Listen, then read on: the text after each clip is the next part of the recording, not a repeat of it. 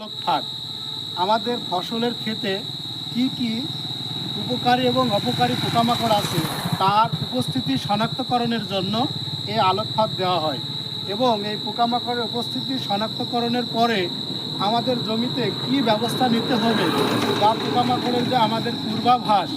এই পূর্বাভাসের যে মেসেজটা বা বার্তাটা দেওয়ার জন্য আমরা মূলত এই আলোক ফাঁদ স্থাপন করি। এটা আমরা প্রত্যেক আমন মৌসুমে আমরা যদি আমাদের যে কৃষ্ণপক্ষ বলা হয় অন্ধকার পক্ষে যদি 10 দিন অন্তর বা 7 দিন অন্তর অন্তর 3 থেকে 7 বার এই 5-7 বার যদি আমরা আলোক ফাঁদ স্থাপন করে যদি আমরা এই পোকামাকড়ের উপস্থিতি বুঝতে পারি যে এখন মাঠে আমাদের বাদামি গাছ ফড়িং বা অন্যান্য ক্ষতিকর পোকার উপস্থিতি বেশি, তখন আমরা সে অনুযায়ী দমন ব্যবস্থাপনা বা পরবর্তী ব্যবস্থাপনা আমরা বার্তা দিয়ে থাকি। মূলত এই আলোক ফাঁদের উদ্দেশ্য উপস্থিতি শনাক্তকরণ এবং এর পূর্বাভাস জানানো, এটাই মূলত উদ্দেশ্য।